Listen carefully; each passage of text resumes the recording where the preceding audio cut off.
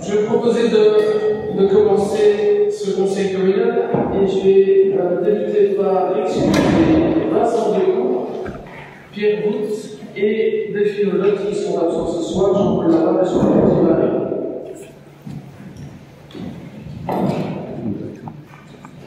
Le premier point, les procès-verbaux des séances du 7 juillet et du 24 juillet. Y a-t-il des questions, des remarques?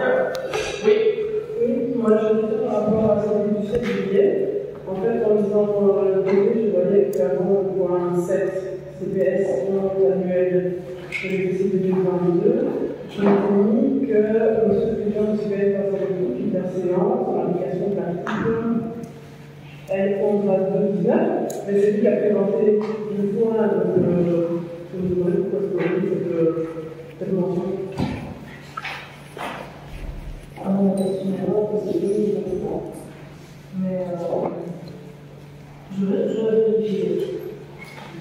Ok, donc vous vérifiez quoi? Oui. Ça veut dire à quelque part. La France est oui. Mais je l'ai cherché comme quoi il est sorti avant le concept, et puis évidemment vous pouvez rajouter après le concept. C'est fait comme ça avec le bâtiment, mais le moyen de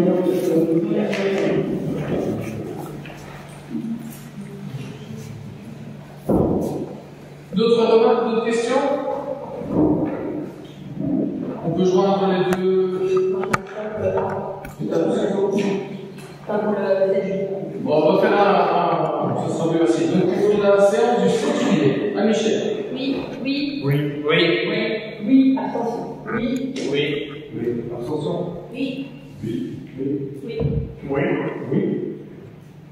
Oui. Et pour celui du 24 juillet? Ah, Michel? Oui. Abstention.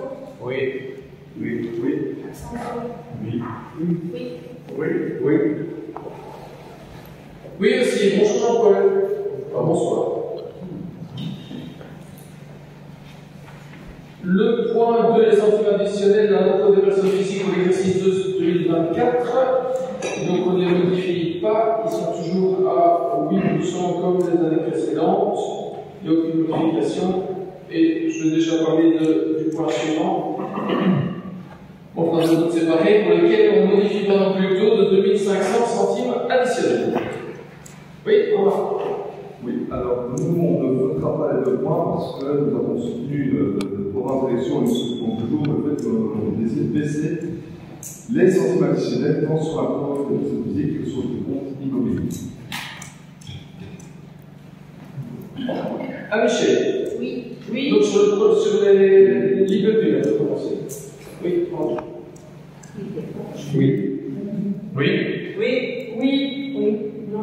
Non. Oui. Et oui.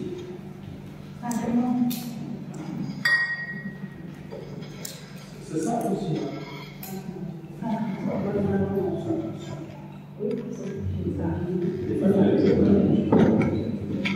Alors pour le point 3, pour les centimes additionnels au prix de compte immobilier, à Michel? Oui. Oui.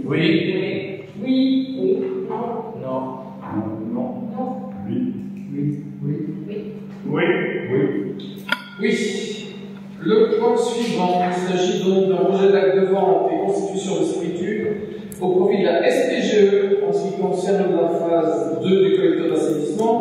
Ce sont des parcelles cadastrées sous marais et en fait il s'agit de céder à la SPGE des emprises en sous-sol pour le placement du collecteur et ce sont donc les terrains pour lesquels nous avons un droit réel au niveau de notre maison, donc des espaces verts, et il y a une partie pour le propriétaire, pour la société de logement de notre maison, c'est-à-dire 607,16 €, et pour nous, 4629 €. Des remarques, des questions? Oui, les questions. J'avais une petite question. Donc, j'ai vu un collègue qui se prononçait dessus aussi. représentant qui représente la commune, c'est ça qui est bien dans le projet.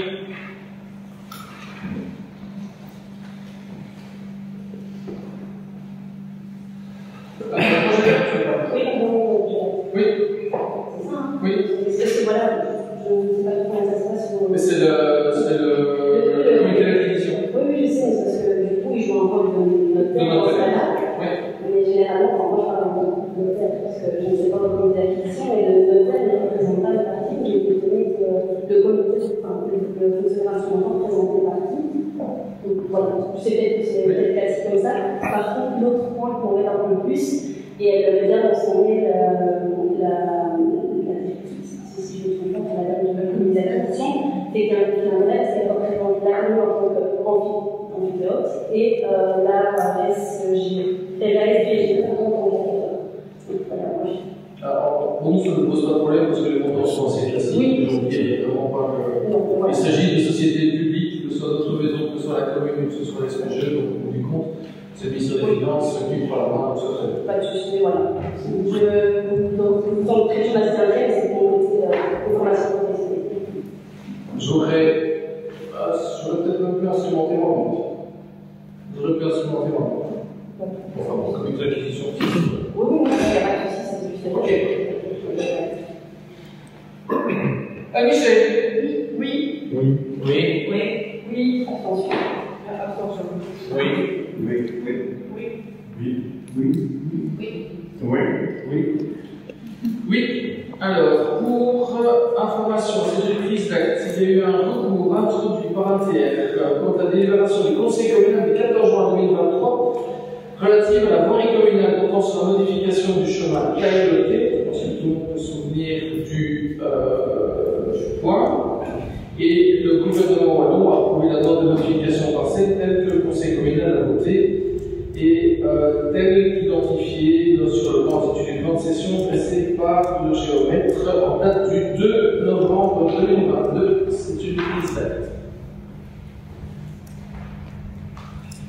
Le point 6. On ne va pas épiloguer très longtemps. Je pense qu'on est tous au courant de tout ce qui se passe au niveau du CRCS et au niveau de la commune. Je pense que nous pensons, pardon, et les bruits de couloir en tout cas, c'est que tout le monde voulait savoir exactement quoi, ce qui allait se passer et qui était propriétaire de quoi. Et donc, comme nous avons au niveau de la commune demandé à ce que le bien soit libéré pour le 30 septembre, ou bien si jamais ce n'est pas le cas, afin de permettre des travaux utiles pour la pérennité de la salle, ben, nous demandons au Conseil communal la possibilité d'essayer en justice le cas échéant, de manière urgente pour préserver le bâtiment. Je pense aussi que ce que j'ai appris, c'est que de toute façon, tout le monde est OK pour dire qu'à un moment donné, c'est la justice qui doit trancher. Donc autant prendre des devants et autant faire les choses rapidement pour le bien de la salle et de ceux qui l'utilisent.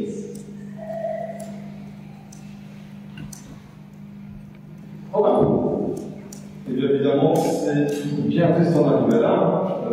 Moi, je voudrais rappeler que conformément au bail de 1990, il y a deux solutions. Soit continuer le bail, soit rembourser, payer le bâtiment. D'autant plus que la commune n'a pas donné de signe de reprendre, parce que dans les budgets de 22-23, il n'y a pas de mention de reprise du CRCS. Moi, j'ai l'impression que tout ça, c'est juste de l'enfumage, c'est de donner des poissons alors qu'il y a deux solutions, soit continuer le bail, soit payer la SPL, rembourser la SPL pour son bâtiment. Voilà. Et alors, ce que je regrette surtout, c'est que c'est encore de l'argent public qui est dépensé dans des frais de justice. Frais de justice, j'aimerais bien avoir ça un jugement et 2 semaines officiellement. Mais bon, c'est toujours comme ça, on doit chaque fois régler les problèmes avec la famille via la justice, et ça commence à bien faire, ça coûte cher aussi. Et je pense pas que les citoyens UDF, et on est les concernés, soient contents de payer autant en frais de justice dans cette commune. D'autres questions? On va couper toutes les questions comme ça. Oui? Oui. Alors, je ne rejoins pas évidemment. Ce qui est quand même dommage, c'est que visiblement, il y a eu quand des signes de la part de la SBL. À tout le moins, je comprends tout à fait que vous n'êtes pas forcément seul pour le global, mais il aurait peut-être fallu le dire plus tôt, hein, parce qu'attendre comme ça pendant plus d'un an, puis les gens de quitter. Bon, voilà, je trouve que c'est dommage. On vit quand même dans une commune, vous le mettez assez souvent en avant, une petite commune rurale, une domaine mondiale, et dans ce cas-là, ça aurait été, je pense, mieux de passer d'abord par l'immédiation.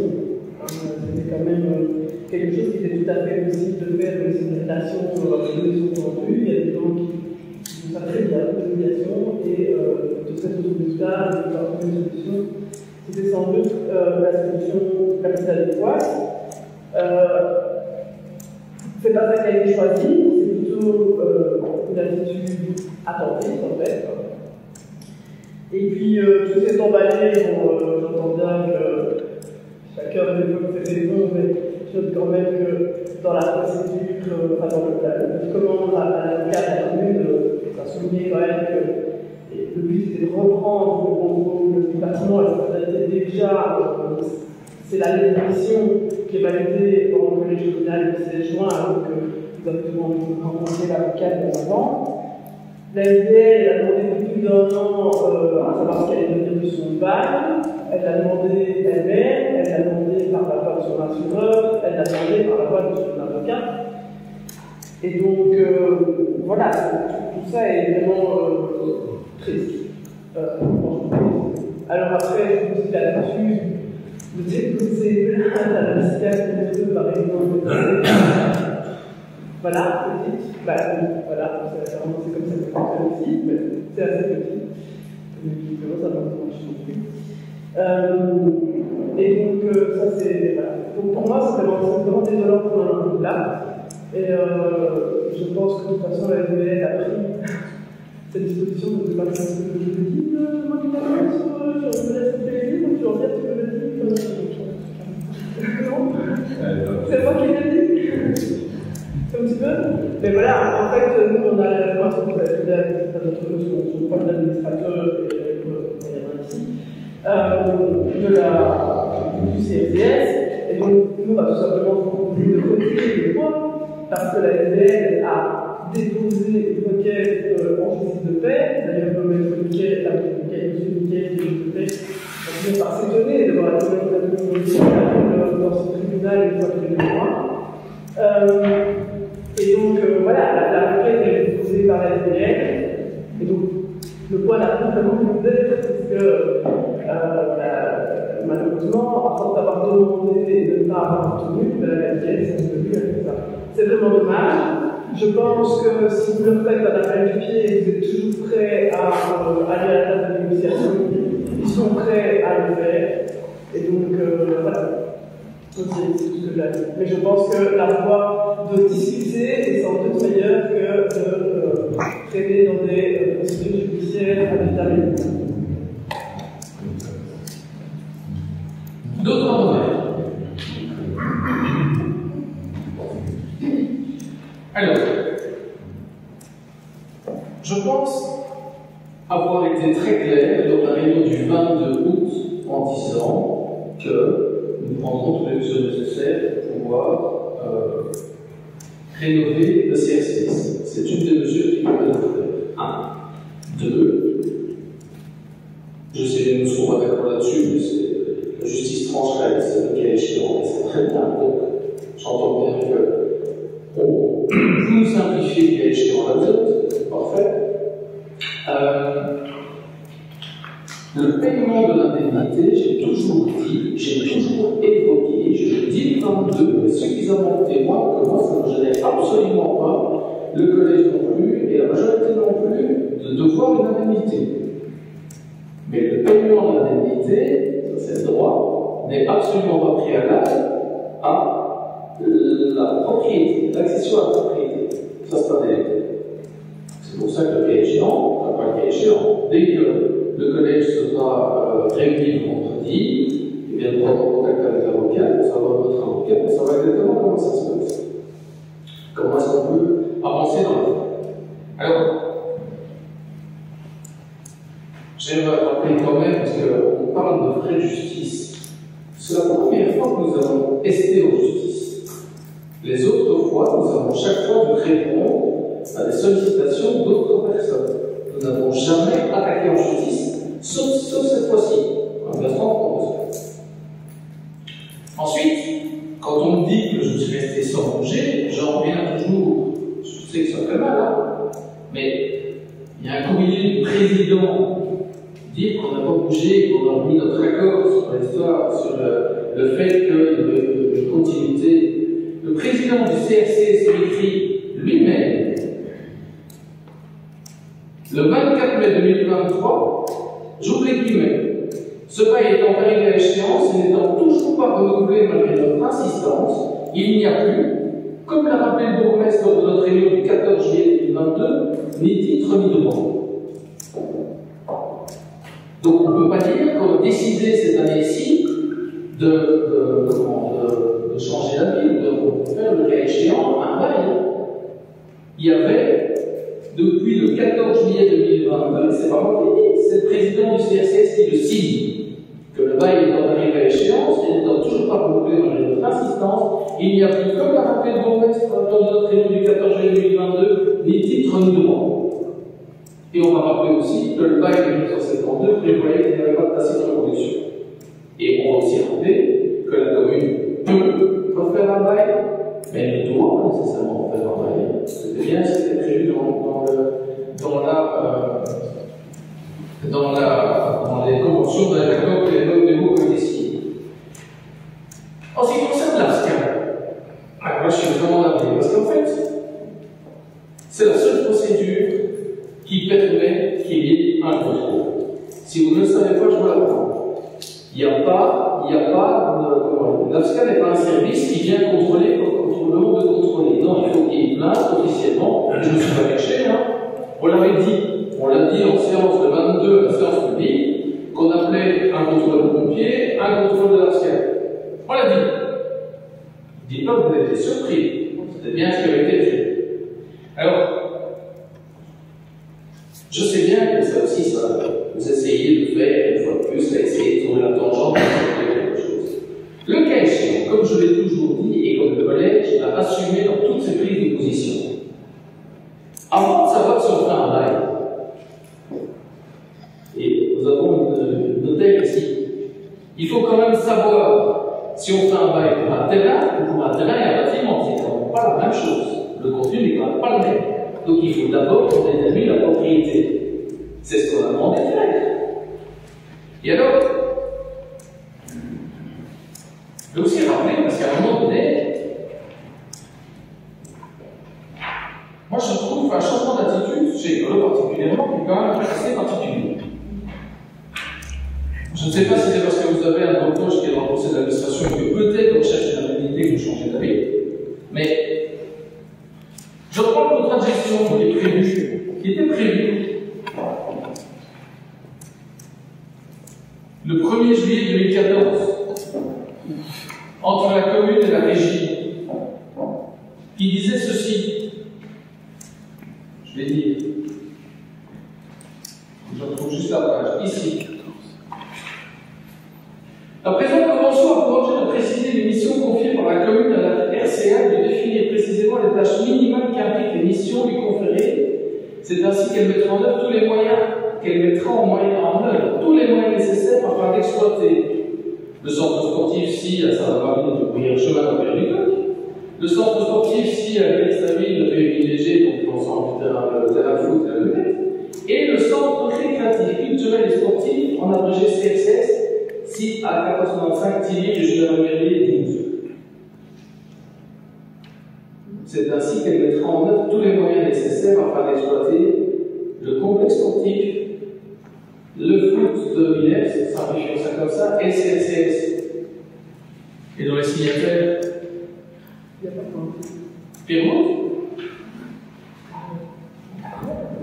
Alors je pense que vous avez changé d'avis justement parce qu'il y a peut-être une indemnité pour l'administrateur qui vous est proche, c'est possible, hein, ça je ne dis pas, mais à un moment donné, il faut rester cohérent et conséquent. Donc on ne va pas changer d'avis par rapport à ça.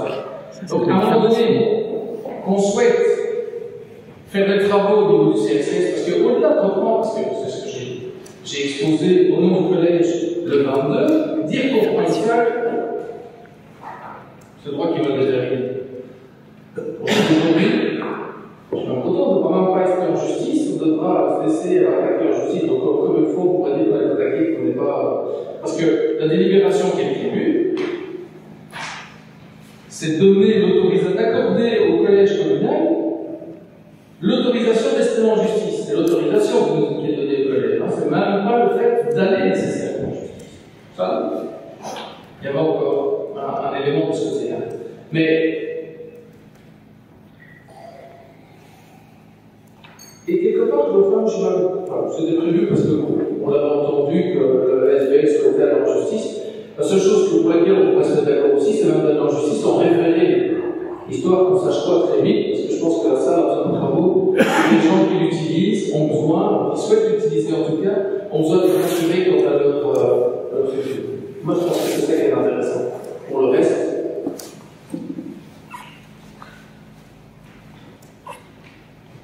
merci. Donc, plusieurs choses. D'abord, si je me rappelle, ce qui s'est passé en 2014, mais c'est bizarre que vous disiez ça avant, parce que je ne connais même pas encore dans cette commune. Voilà. Forcément, non seulement je vais m'arrêter, mais je n'étais pas forcément très intéressée à la gestion de la SCA à l'époque, donc c'est assez intéressant. Sujet. Ce que je voulais quand même dire très clairement, c'est que je trouve que vos propos, peut-être parce que vous avez été un petit peu déstabilisé, j'en sais rien, vos propos à mon égard sont quand même très indélicats, et pas qu'à mon égard d'ailleurs. Donc vous l'avez dit vous-même, à la réunion du bar de route, j'étais là, je vous ai entendu expliquer que la danité, elle allait atterrir finalement, elle était reprise par la SDL. La SDL a un social, elle a des statuts, vous pouvez aller le voir, affirmer que les administrateurs auraient un intérêt personnel et direct dans le paiement, c'est quand même à la limite de ce qui est légal ou pas, franchement. Donc voilà, personnellement, je trouve que c'est assez détestable comme manière de fonctionner. Et tant qu'on à cette fameuse réunion du 22 juillet, personnellement, j'ai trouvé assez particulière, une réunion d'information que le collège présente ces options, je trouve ça tout à fait logique. Maintenant, la situation elle devrait être exposée de manière neutre par l'administration. Désolé, c'est comme ça que les ordres d'information. En réalité, c'est plutôt un espèce de meeting politique dans une école. C'est quand même particulier. Voilà. Très franchement, après quand on entend parler de la neutralité de l'État, donc, franchement, cette réunion, oui, il y a des choses que vous avez dit et que vous avez tout à fait raison, notamment le début de la réunion, d'abord, en fait, sur l'historique. Après, c'était quand même plus discutable. C'est bien dommage que cette réunion d'information n'ait pas été faite dans les règles de l'art, c'est-à-dire organisée par l'administration, que vous donniez votre opinion et votre vision, c'est tout à fait logique, mais de manière neutre. Et le mieux aurait bien été que le CCS soit invité lui aussi à exposer son point de vue. Que le bâtiment doit subir des travaux, je pense que tout le monde en est bien conscient, personne ne se pose. Je pense que la SBL en est bien consciente. Elle a peut-être rentré, elle est dans tout ce qu'elle doit visualiser, elle a réussi à rentrer dans le lien et à savoir par rapport à ça aussi, elle a des ambitions par rapport à ça. Moi, je peux tout à fait comprendre qu'à un moment donné, la FCA va reprendre la salle ou que la commune veut reprendre la salle. Il n'empêche que sur la manière, il y a quand même un problème. Et je rappelle quand même que, je l'ai dit, vous avez été en touche en disant que vous avez des prises de position, mais les prises de position sont dans des réunions et dans la presse. Mais en réalité, il n'y a pas eu de réponse aux différents courriers, à la fois du CSC dans un premier temps, mais de la Chambre et de la MICA. Et ça, quand même, dans la manière de gérer les affaires publiques, on peut quand même se poser la question si c'est la bonne attitude. Et je pense que ce n'est pas une question de personnes, de pouvoir politique, de n'importe quoi. Normalement, dans la gestion des affaires, même personnelles, aussi publiques, on essaye de répondre aux interpellations de l'assurance juridique et d'avocats qui évitent d'une affaire. Donc voilà.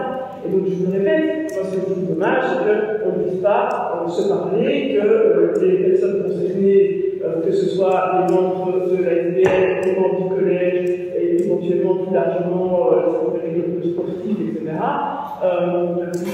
Les de la salle, vous discutez de ça. Par ailleurs, si vous évoquez la LCA, je trouve que dans la gestion de la LCA, ce sera intéressant justement cette possibilité que la LCA permet de faire, c'est d'intégrer d'autres personnes dans les conseils d'administration que des équipes, notamment les stores et tout ça. Et donc, voilà, peut-être que ça pourrait être l'occasion, je ne fais pas de discussion sur le sujet, peut-être que ça pourrait être l'occasion de faire, de mettre en place une gestion, une co-gestion entre les citoyens, les organisations culturelles, sportives et la commune. Voilà, il y a plein de choses qu'il y a moyen d'avancer, et pour ça, il faut revenir à l'idée de discussion.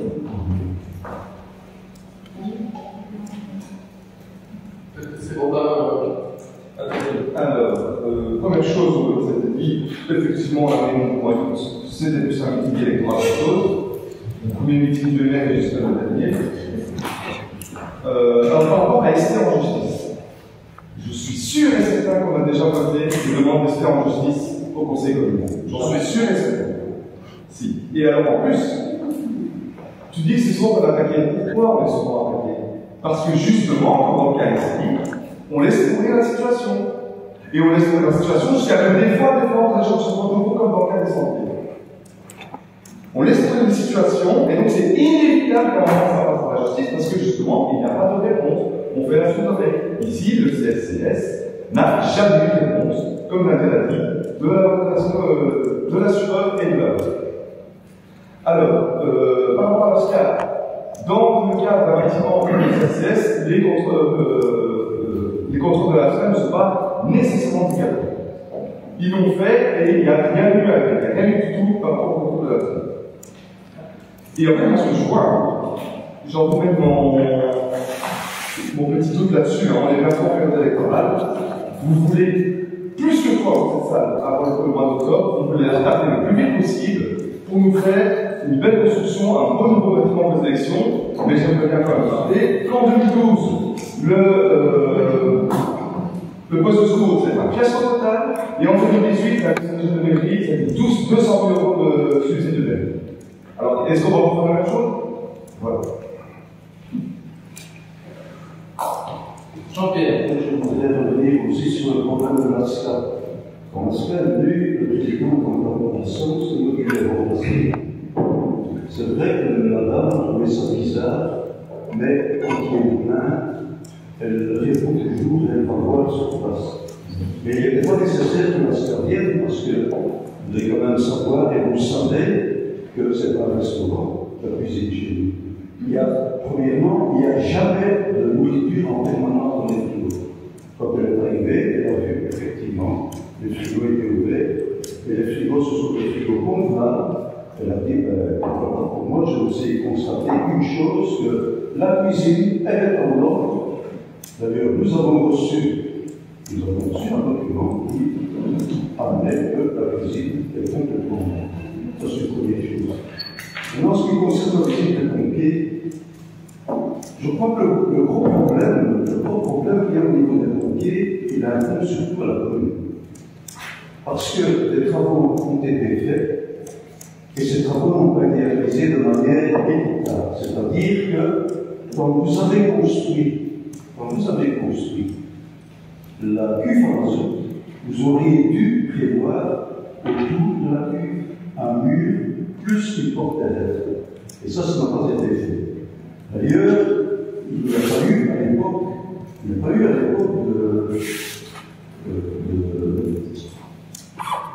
de réception de travaux. Il n'y a pas eu de réception de travaux. D'ailleurs, moi, je n'en ai pas eu connaissance. Donc, le gros problème va subsister maintenant, parce que les autres problèmes, tout ça est déjà mis en œuvre, et la plupart des choses que les pompiers nous ont signalées, tout est déjà pratiquement arrangé. Sauf une porte derrière à la chaufferie, mais là, on a eu quand même pas mal de difficultés parce qu'on ne savait pas très bien quel genre de porte il fallait. Mais maintenant, on a fait l'étranger et la porte elle est commandée et les travaux, ce sont les derniers travaux, ce qui nous concerne, qui sont réalisés. Pour le reste, tout est en règle. Nous avons des certificats pour tout, pour l'électricité, pour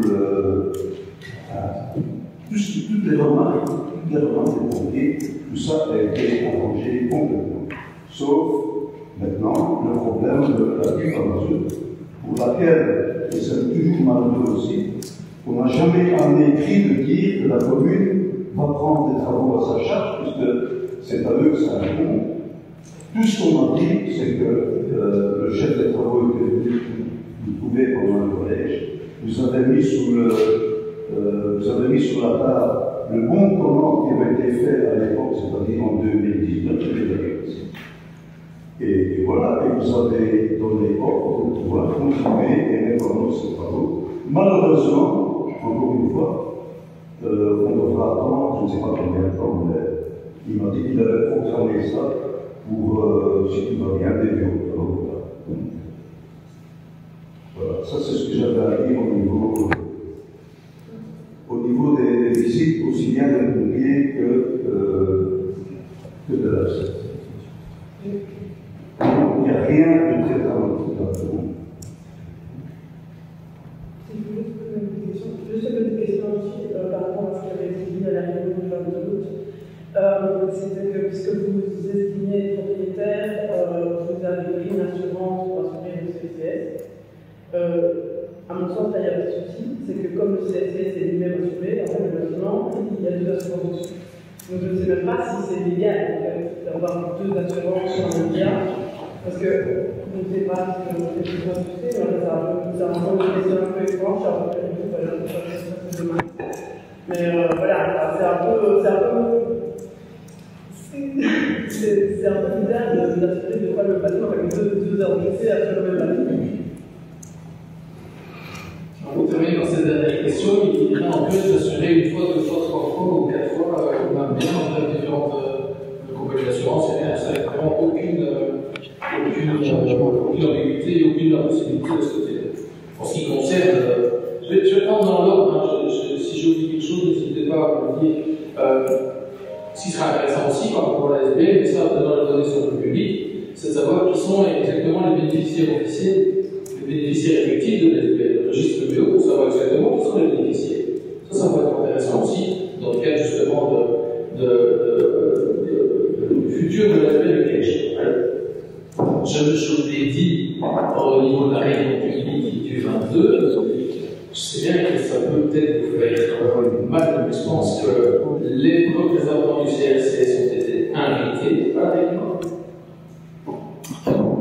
Ils ont été invités, ils ont pris la parole librement, sans aucune difficulté, et il n'y a aucune volonté de ma part de limiter le temps de parole, limiter ce qu'ils voulaient dire. Je crois que c'était essentiel que tout.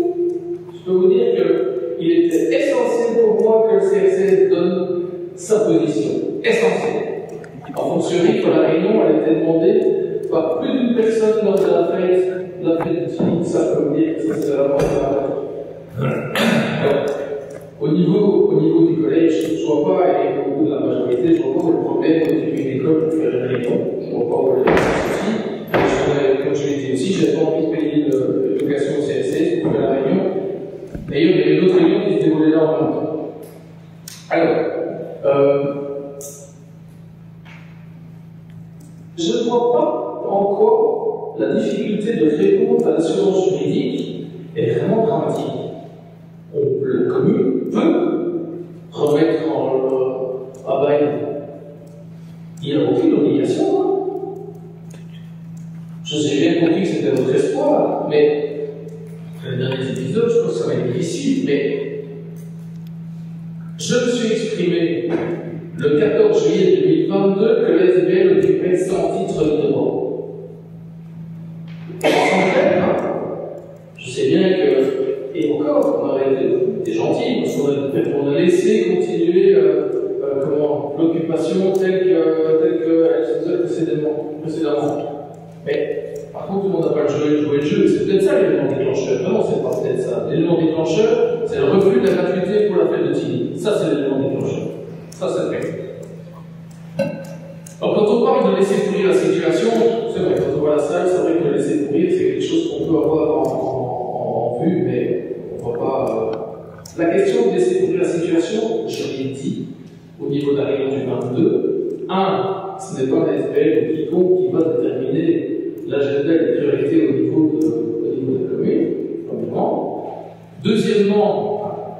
Je sais bien qu'on dit, oh, ça c'est l'excuse, tout ce qui va, ainsi de suite, enfin, on sort de 2 ans de Covid, on a la crise que l'on a connue l'année passée avec les sauts d'index, avec pas mal de choses à gérer. Je m'excuse, mais j'ai aucune honte à dire que dans le spectre de tout ce qui avait à s'occuper de la communale, le CRCS n'était pas dans les priorités. Ça, j'ai aucune difficulté à le dire, et je pense que tout un chacun peut parfaitement le comprendre.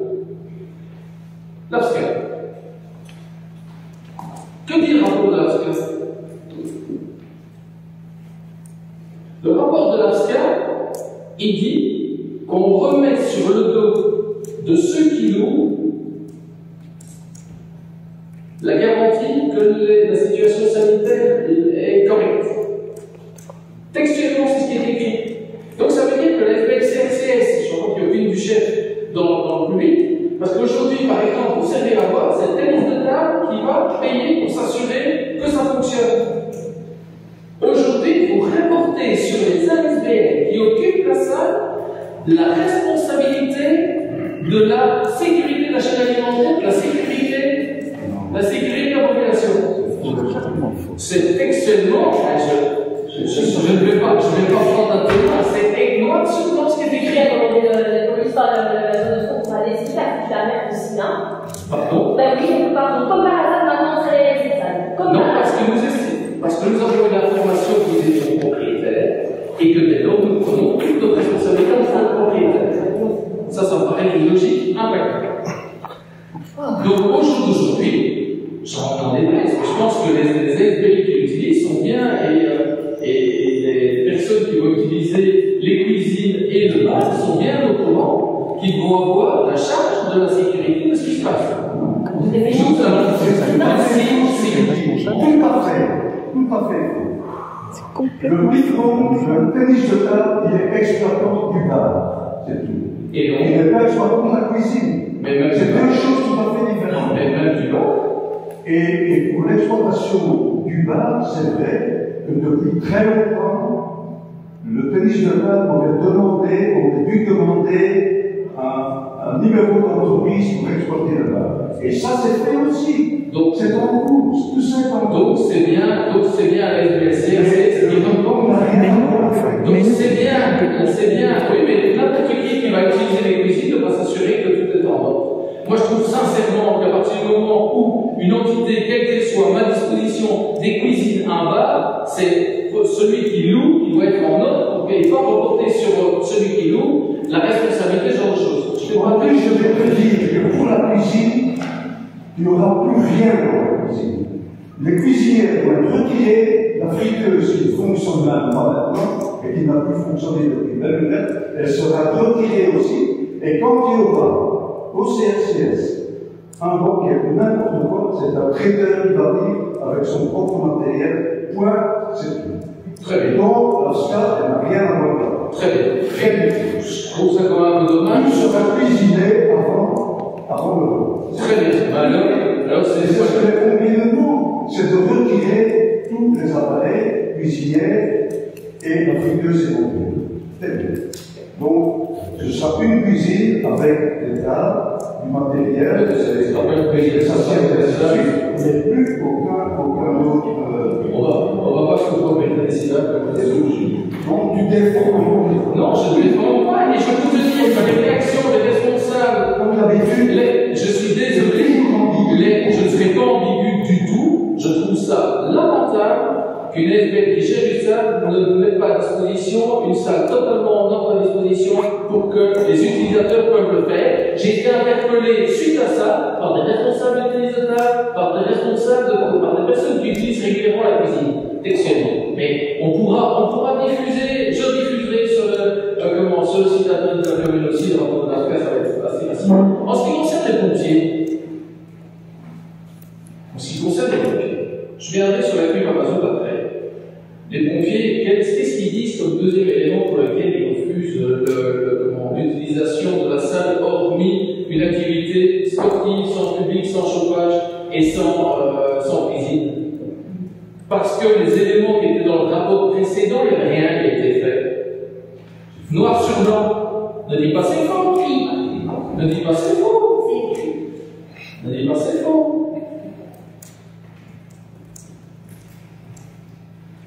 il est écrit noir sur blanc.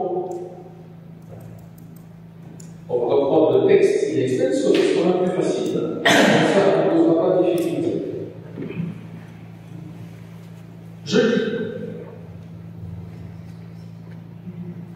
Avis global. La zone de secours remet un rapport de prévention défavorable à la poursuite de l'occupation de l'établissement tant que les mesures destinées à porter remède au manquement soulevé au point 2 n'auront pas été prises. Hormis pour l'activité sportive qui ne rassemble que peu public, pour autant que les installations de chauffage de la cuisine ne soient pas utilisées. Les travaux mis en conformité doivent être exécutés dans les délais techniques les plus brefs sans excéder 3 mois datés de la présente. Les documents repris au point 1.7.3, toutes les attestations, PVDC, rapports de contrôle, etc., doivent être transmis à la zone de secours. Du 5 septembre. Accessoirement aussi, ça doit être transmis La à seule chose qu'on attend, c'est la commune. Je continue. Il faut revenir les pompiers, c'est la seule chose qu'on attend, c'est la commune. J'en viens. Minute. Motivation d'avis défavorable. Le projet ne respecte pas les prescriptions reprises au point 2, principalement en ce qui concerne les éléments suivants. Point 2.3 relatif au compartimentage des locaux. J'y viens juste après.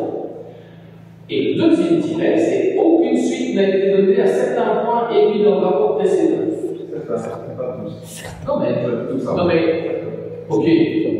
Mais certains qui sont suffisants pour dire que la salle peut utiliser de manière générale. Ça c'est clair. Donc ça me paraît évident. Quant à la citerne, la citerne à mazout, elle était dans les pieds.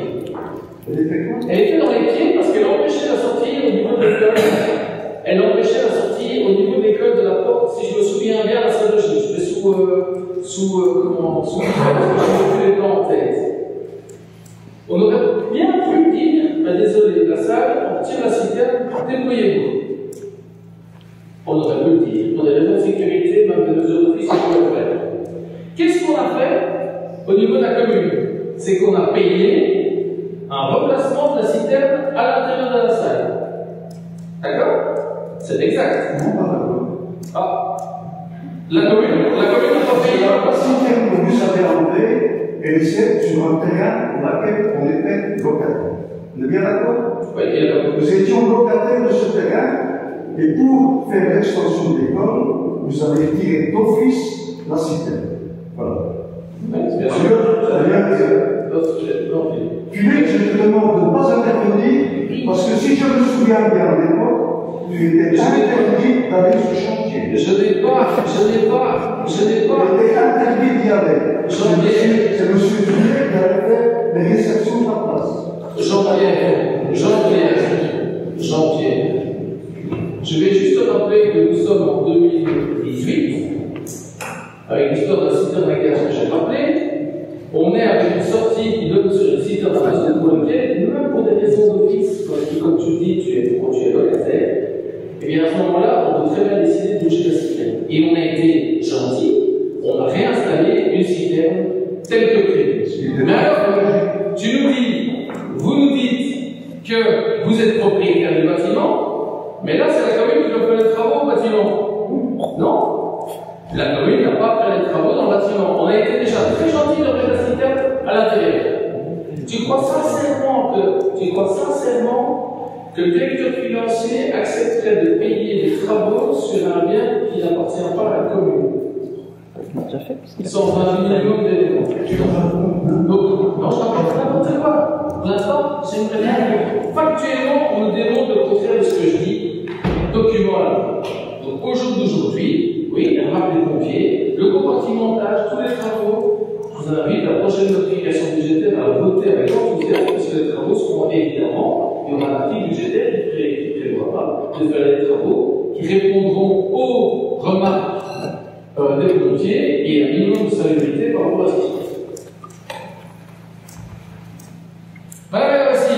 Oui, Jean-Pierre, moi j'ai eu au téléphone la personne qui est responsable à l'administration du fait des travaux, voilà, et qui m'a confirmé exactement ma version. Donc je trouve que c'est un peu moyen de faire passer Jean-Pierre pour quelqu'un qui raconte n'importe quoi. Moi j'ai eu exactement la Rappelez la version. La version de l'administration je peux la rappeler.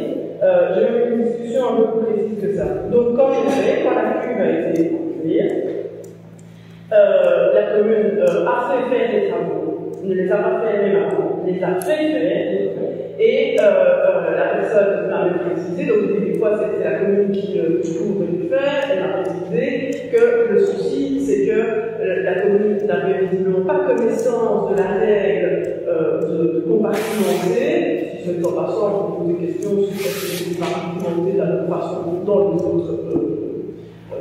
les autres salles communales, c'est à vérifier, et donc que la commune n'était pas au courant et que la personne, l'entreprise qui est venue installer aurait dû dans son devis préciser ce poste-là ou à tout le moins préciser à la commune qu'elle devait faire elle-même que les travaux soient bien finalisés et soient en ordre par rapport à la législation.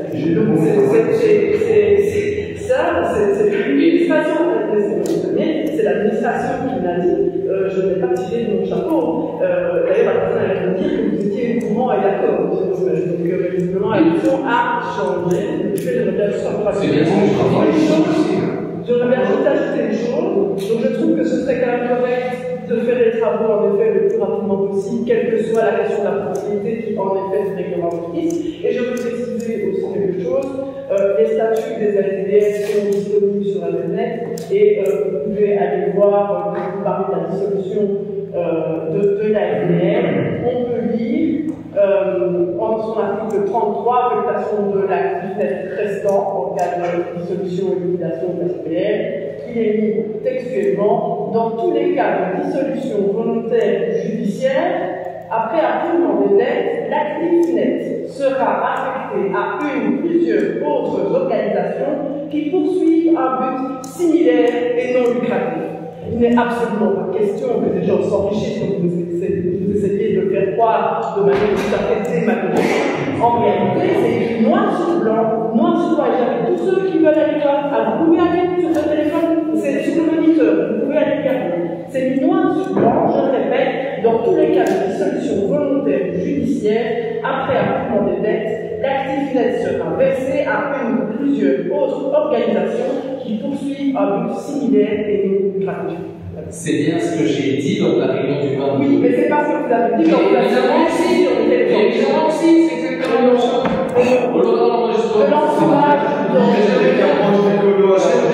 J'aimerais bien quand même que Jean-Pierre fasse passer le bon de commande qu'il prétend être. Le bon de commande, il est ici, tu peux l'avoir aussi. Mais tu veux bien dire, s'il te plaît? Je ne vais pas aller comme ça, c'est plus mal. Non, parce que c'est pas le bon de commande qui est ici, c'est bien, c'est pas de retrouver. Ce n'est pas un bon de commande. Il s'agit d'un mail. Un mail d'une facture. Oui, la facture. Parce que les travaux que nous avons entrepris, c'est le placement de la citerne. Bien entendu, Jean-Pierre.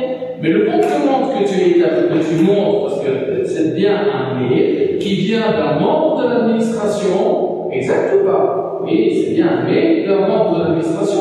Et je t'invite à lire les dernières lignes qui sont en bas du mail. C'est qu'un document officiel de l'administration ou un bon de commande qui sont signés et ou par le bourgmestre et ou par la directrice générale. Je ne vais pas jouer sur les bords de toi parce que si vous voulez donner tout ce que tu as dit, je vais encore te dire ceci. Lors de ta fameuse réunion, dont tu as dit, j'ai demandé aux receveurs qui me disent combien il avait déjà donné au CSIS. On est arrivé à 87 000 €. Et tu as ajouté quelque chose de scandaleux. Je n'ai pas réalisé, mais aujourd'hui j'ai envie de te le dire.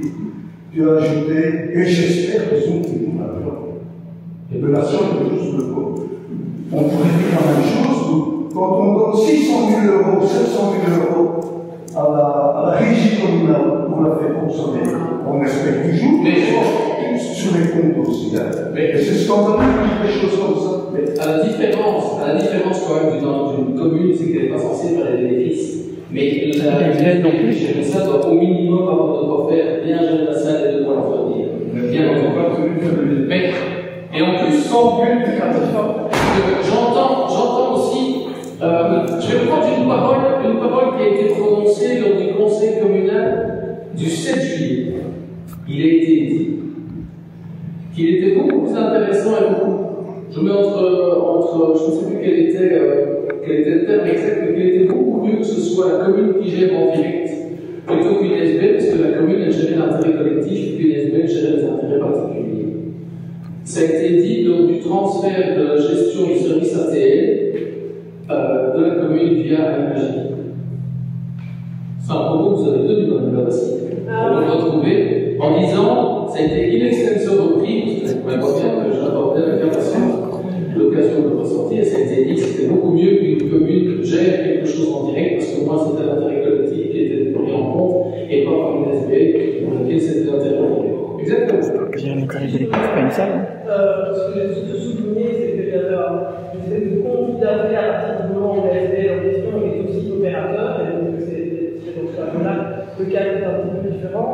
Et puis, désolé de dire, mais je ne suis pas tout à fait certaine que c'est malheureusement une grosse chose sur lesquelles vous savez que voilà, nous ne sommes pas d'accord, que ce soit sur l'intérêt collectif qui soit défendu par notre commune, par le collège communal, malheureusement, sur de multiples aspects.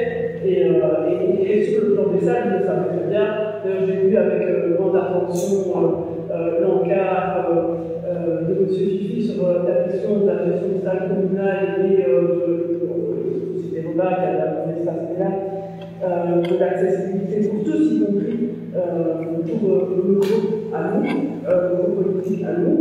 Et j'ai vu avec beaucoup de concertation, je vous avoue que le règlement communal de la salle du Sar, qui date de 1987, n'était visiblement plus d'autres d'application. Vous avez dit que, voilà, il a fait Mathusalem, et je vous rappelle quand même qu'en 2021, vous avez viré l'écolo de la maison communautaire, alors qu'on avait un bail qui fait 21 ans, sur base d'un règlement exactement la même disposition, et le règlement datait de 1978. Alors, on doit savoir pourquoi 87 c'est Mathusalem, ça sort dessus, et 78, par contre, on peut virer des gens qui occupent une salle depuis 21 ans. Et donc, oui, je suis désolée, quand on parle de l'intérêt général, oui, l'idéal, évidemment, c'est qu'un pouvoir public défende toujours l'intérêt général et l'intérêt collectif, et que tout le monde soit traité de manière équitable et correcte, mais force est de constater que ce n'est pas forcément toujours le cas ici, et c'est bien ce qu'on déplore. Et bien, je le dis clairement, mon problème, la question de les PHI qui seraient conseillers et opérateurs aussi, et bien, c'est un peu la même crainte qui s'applique, c'est que l'équité ne soit pas respectée entre les différents opérateurs. Donc moi, c'est mon souci principal. Je trouve qu'un pouvoir public, il doit agir de manière à être équitable, à respecter les libertés de chacun et du groupe, et pas agir en faisant bénéficier ceux qui lui sont proches, ceux qui ne sont pas, ceux qui ne sais pas quoi, qui ne font pas de choses. Voilà, clairement. Moi, c'est ma vision de l'aspect collectif. Et c'est pas. Ça, c'est tout à fait là-dedans, c'est tout à fait. Et après, que vous vouliez reprendre la salle, ma foi, je l'ai déjà dit. Si vous pensez que c'est vraiment la bonne solution et que vous avez un bon projet pour cette salle, ben, parfois, ça ne choque pas forcément. Mais c'est pas ça qu'on a vu. Ce qu'on a vu, c'est surtout des instrumentalisations, de manipulation, des dossiers qui traînent, le fait qu'il y a sanctionné d'autres, là, une plainte comme ça, la Sky Pompier, je l'ai fait soit à la ça marque tout à fait pertinent. Et on doit pousser la DPL à aller faire une procédure. Je trouve ça dommage, il y a quand même des moyens de régler les choses, quoi. Voilà. Pour régler les choses, c'est ça. Il suffit que la DPL ait été conséquente, puis il y a un problème. Les choses sont claires. Et quant aux salles, j'ai aucun souci à répondre, qu'il la maison communautaire dans les zones de ceux qui ont construit ces maisons, et uniquement des associations. Et ça, comme l'adresse a déjà été utilisé. Dans le CDH, pour revenir à votre époque, je suppose, c'est pas que le CDH, parce qu'à ce moment-là, c'est d'abord des listes d'intérêts communs qui fonctionnaient, ça ne posait pas de difficulté. Romain. Bon, je crois que ça ne sert à rien de continuer. Encore le débat. Alors,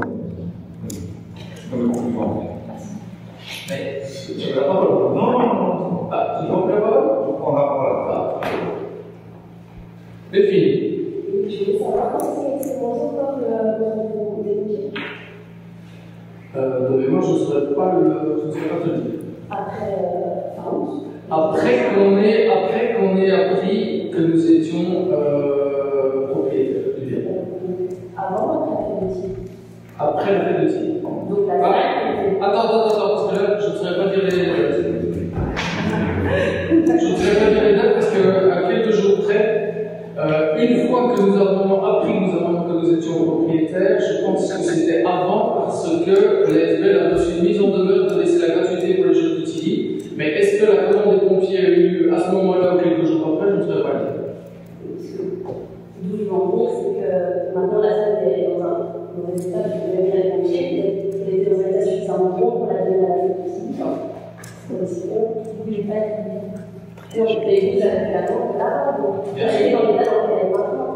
Bien sûr. Elle aurait, si on avait dit, enfin, pas moi, parce que moi je ne suis pas ministre président, si le comité avait dit oui, vous donnez la salle, on n'aurait pas fait les pompiers, toute la salle est encore en bon état, il n'y a pas de. C'était bien, parce que nous disons que la salle est en bon état, nous ne sommes pas propriétaires. Donc à ce moment-là, je peux rappeler quand même que la demande de gratuité la demande de gratuité, non, désolé. Allons dans le micro, je ne sais pas, mais je comprends bien que ça vous démange, ça vous ennuie. La demande de gratuité qui a été demandée à l'ASBL date du 17 mars. Donc on ne peut pas dire que ça date d'avant-hier. Mais donc, je ne saurais pas dire à quelle date, désolé, je ne connais pas tous les mais je peux le retrouver la commande en tout cas des pompiers n'a été faite qu'après que nous ayons appris que nous étions propriétaires. De toute façon, après le refus de la SBL de céder la salle gratuitement au niveau des jeux, bien entendu.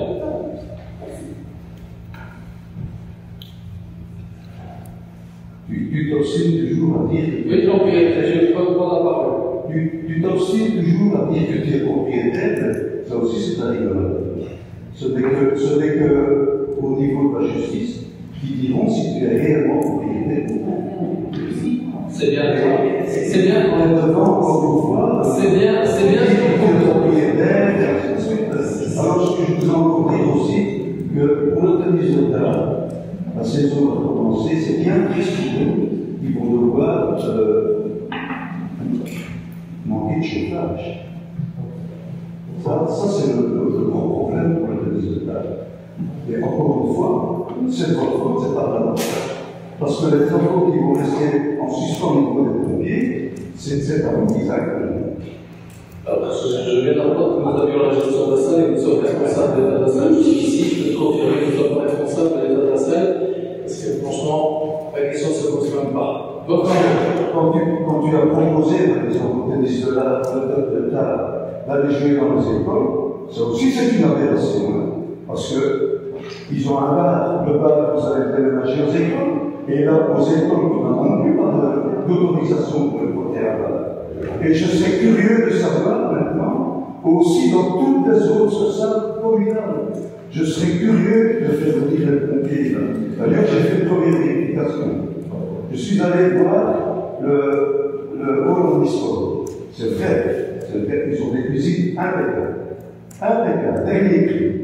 Le gros problème, c'est quand je suis arrivé là-bas, il y avait 3 personnes, un barman, un serveur et un cuisinier, et ils se tournaient les pouces. C'est bien d'avoir une belle cuisine, mais quand on n'a pas de clients, hein, ça c'est une première chose. Deuxième chose, j'ai demandé, puisque vous l'avez exigé chez nous, j'ai demandé, tiens, monsieur le directeur, est-ce que vous avez eu la visite de votre électricité, ça a été revu depuis 5 ans? Vos alarmes, ça a été revu depuis 5 ans? On n'a pas su répondre. Donc, vous exigez de la part d'une société privée, et vous n'êtes même pas vous-même pour beaucoup de choses. Maintenant, je ne parlerai pas des églises.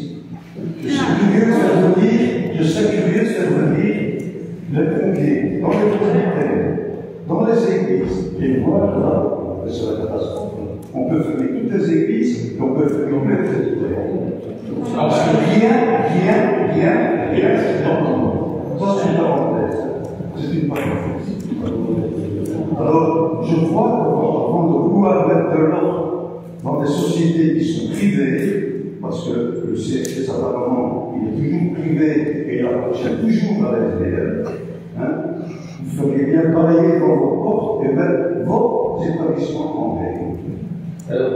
Ça, c'est la première chose que je dirais. Et puis, voilà, on peut se dire. Très bien. En ce qui concerne le restaurant des complexes, je n'ai pas le plaisir de t'y voir, mais c'est pas grave, mais je peux te rassurer, parce que regarde encore, il y a 5 heures, vous publiez que le restaurant est complet pour ce samedi 23, midi et soir, et c'est régulièrement comme ça, si vous allez voir sur la page Facebook du complexe, les choses sont assez simples. Quant à la situation de pompiers, parce que ça c'est magnifique, hein. Voilà quelqu'un qui se fait prendre à 150 km sur l'autoroute, mais il va nous expliquer qu'il y avait quelqu'un d'autre qui roulait à 160. Le fait qu'un autre soit en autre ou pas un autre, ça changerait sur la situation qui est propre à la personne qui se plaint. 1. 2. Le bâtiment tel qu'il a été construit dans le complexe sportif en 2013. Histoire de ne pas avoir, et c'est marrant que ce soit toi qui en parle, je ne voudrais pas amener le débat ici, je ne voudrais pas à la régie, mais c'est facile. Il faut savoir quand même que la régie, en ce qui concerne l'entretien de l'électricité, des ascenseurs, du système d'alarme, du chauffage, est remis à une société privée qui fait les entretiens, les interventions tout le temps, histoire d'être parfaitement en ordre. Je ne vais pas citer le nom de la société, tu la connais, on attribue les marchés régulièrement. Donc la question se pose. Alors je vais laisser le propos des presbytères et des cures et des églises, voilà. Mais je pense qu'une cure n'est pas encore un lieu nécessairement public. C'est le logement. Dans les cures, il y a. Donc, il y a des cures, il y a des salles qui peuvent être utilisées, mais il y a des dispositions pour le cure, j'entends bien. Il y a des chaises dans les cures. C'est sûr. Il y a des enfants qui vont dans les cures. C'est surtout le logement des curés. C'est surtout le logement des servants des curés. C'est un bien public. Romain. Ah oui, ça n'empêche qu'il ne peut pas être. C'est un logement, c'est un domicile. Donc on ne peut pas exactement se trouver dans un domicile. Romain. Alors, bon, de toute façon, on n'a pas rien. Plusieurs choses à remarquer. Déjà, je suis bien surpris parce qu'on a eu la confirmation que, apparemment, le collège de la majorité peut faire des réunions dans une école qui va confirmer, donc j'espère que nous aussi on sera. Hein, c'est toujours bien compliqué. Deuxième chose, j'aimerais bien faire revenir Socrate qui était le premier à dire la vérité n'existe pas. Et là, franchement, on a trouvé le même texte à dire enfin trouver la vérité parce que vous l'avez toujours. Toujours. C'est impossible pour vous de trouver une fois en question. Personne n'a vérité. On a déjà tous eu dans le tous, une fois. Mais vous, c'est jamais. Jamais, c'est impossible. C'est jamais discuté. On dévie les paroles et on fait des grands sophismes et on n'avance pas dans les dossiers. Alors, ce que demande le CSTS, c'est simple, c'est de revenir autour de la question. Et parce que là, ils ont été obligés d'aller chez les extrêmes, ça veut dire d'aller vers la vie. Mais si ça a été discutable, comme dans tout un cas dans cette commune, on n'en sait pas. Et le conseil communal, c'est déjà fait. Parce qu'on a vu la bonne liste, qui n'est pas fait.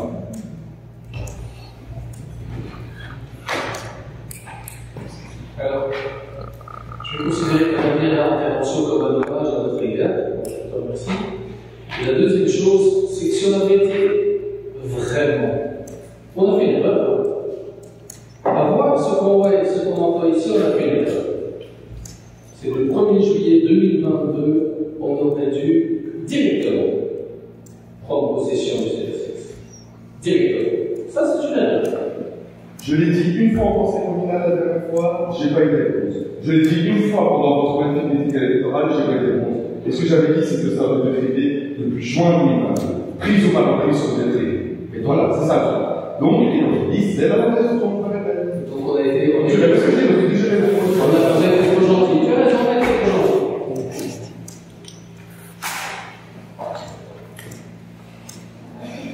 Vous avez une demande de report du point?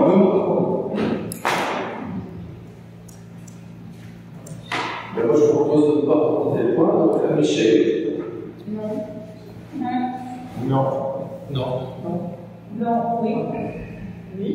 Oui. Non. Et non. Et donc, pour le point tel qu'il reste à l'ordre du jour, à Michel.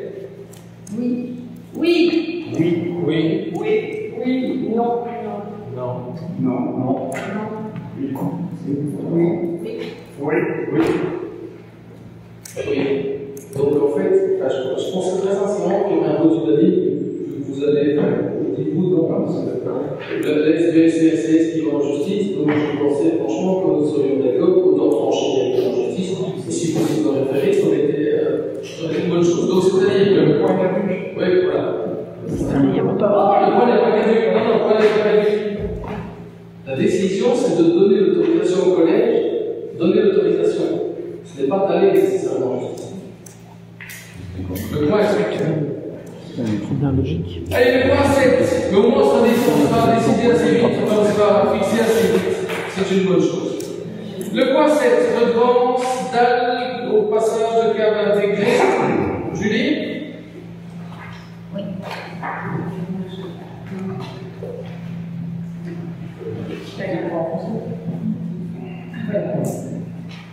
Donc, on a été interpellés par plusieurs riverains qui sont équipés de voitures électriques et qui avaient une difficulté pour la faire recharger devant chez eux s'ils n'avaient pas de place de stationnement privé pour se recharger sur le domaine public. Donc, pour l'instant, il y a un certain vide juridique sur ces situations. Nos communes sont confrontées au même problème avec le passage des câbles. Et donc, nous, on propose une solution à ces personnes, c'est-à-dire la pose d'une dalle comme celle-ci, avec la possibilité de faire passer le câble dans la goulotte à l'intérieur, ce qui évite donc toute chute de la part du piéton et qui permet de ramener le câble en sécurité sur le domaine public. La personne qui bénéficie de ce dispositif n'a évidemment pas de place privée sur le domaine public, ça reste le domaine public et donc tout le monde peut se garer là. Mais toutefois, elle a comme ça une solution pour essayer de prendre la place à cet endroit-là. Le dispositif est au prix de 360 € le mètre courant. Ça comprend donc le travail des ouvriers communaux qui viennent installer et l'achat de la pierre. C'est relativement cher parce qu'en fait, ce prix comprend l'installation et aussi le potentiel d'émulage.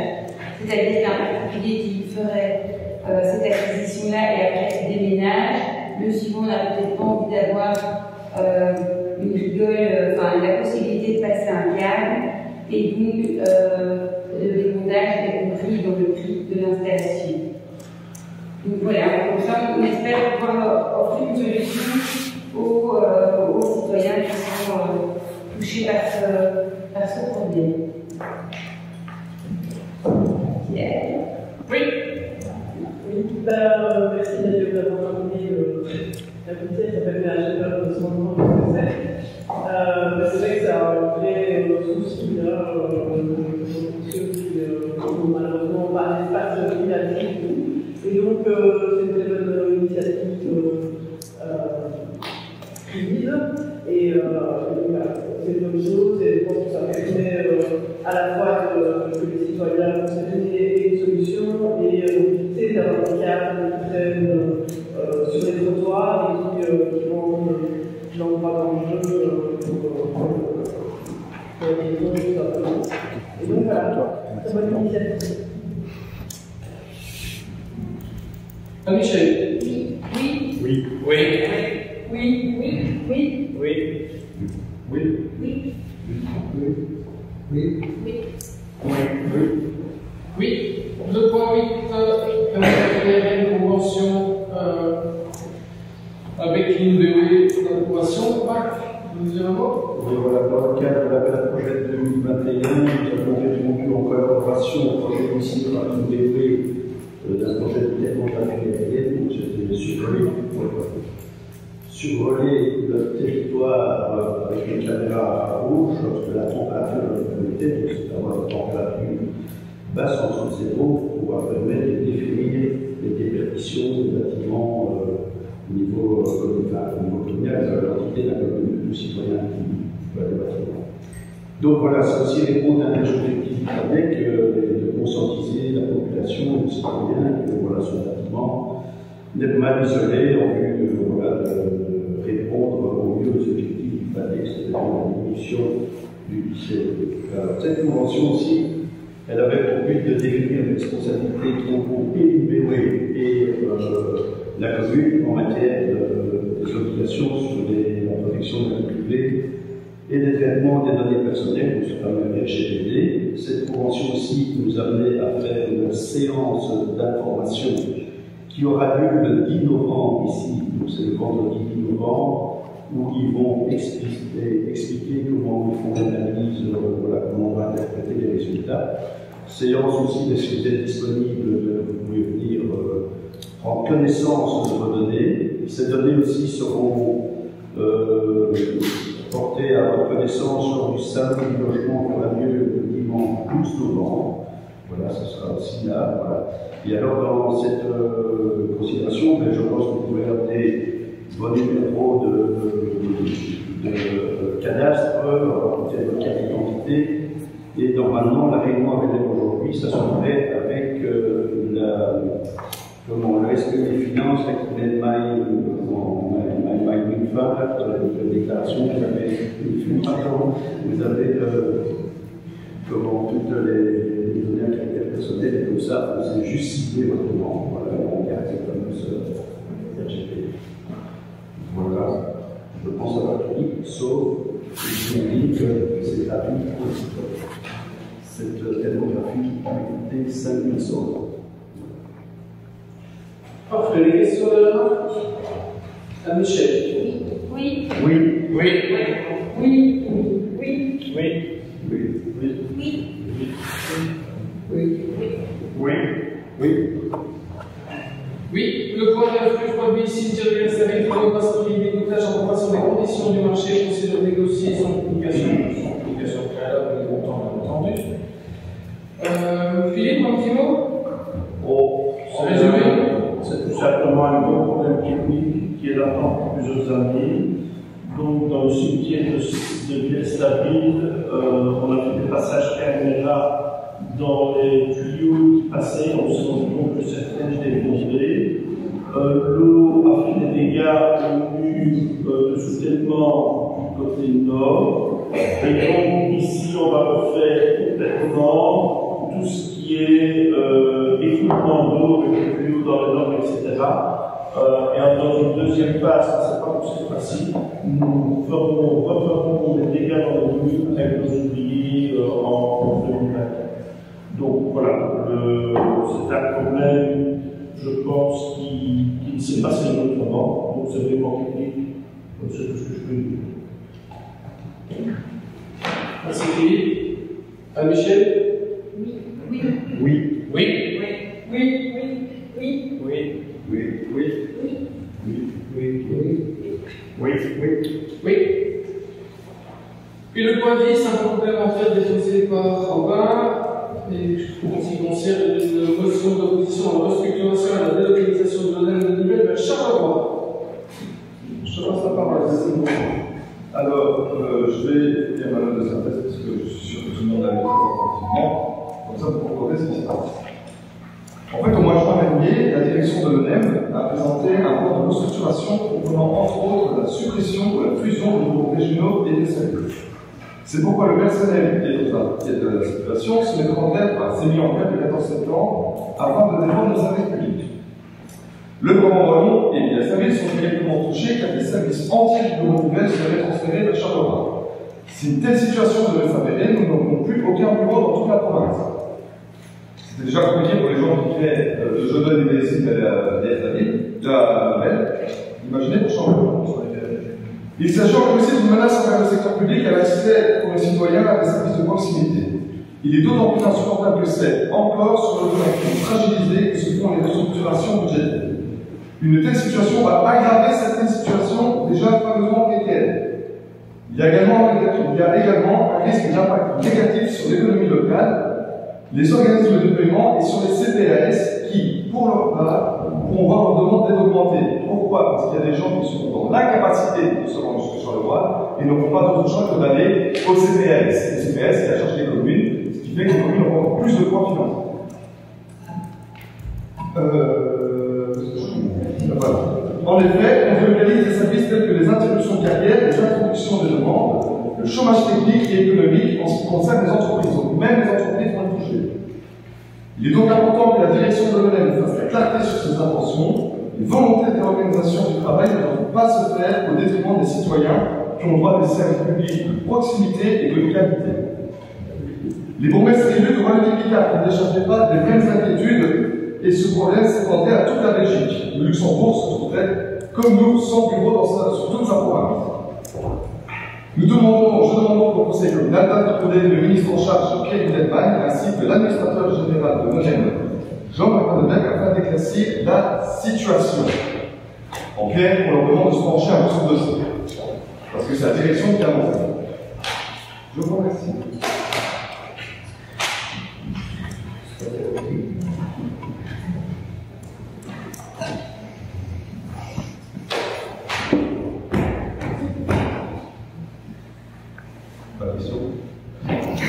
Michel. Oui. Oui.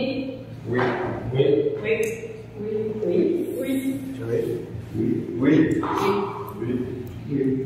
Oui. Oui. Oui. Deux mots sur ça. Les deux moments, c'est important. Tout a été dit. Tout avait été dit. Voilà. À partir du moment où vous avez un service qui risque de paix, enfin un service qui est service de paix, c'est évident. Dans le même cadre que la liste de 68. Y a-t-il des remarques, des questions? En fait, C'est pas de saison. Moi, je voudrais revenir sur un courrier que tout le monde a reçu de plusieurs habitants du quartier Sarek concernant la manifestation du volleyball le 2 septembre, qui s'est traduit par un vacarme, un tintamarre, un tapage nocturne jusqu'à 4 heures passées du matin. Est-ce que c'est logique de donner des accords à des gens pour faire des bruits qui dépassent les 90 à 100 décibels dans les maisons à 300, 400 mètres de l'événement pendant un an? Et donc je comprends qu'il y ait des gens qui font des bruits, ceux qui ne savent pas faire dormir leurs enfants. Est-ce qu'il n'y a pas moyen aussi, c'est d'être averti à l'avance de tel arrêter les polices, que le bourgmestre signe?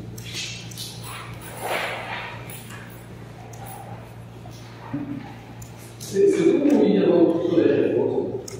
Alors, l'autorisation qui a été donnée, c'est comme toute festivité, je pense qu'on peut fonctionner dans un système de confiance pour commencer, et moi j'ai toujours confiance, comme la majorité, comme le collège, avec les responsables du volet.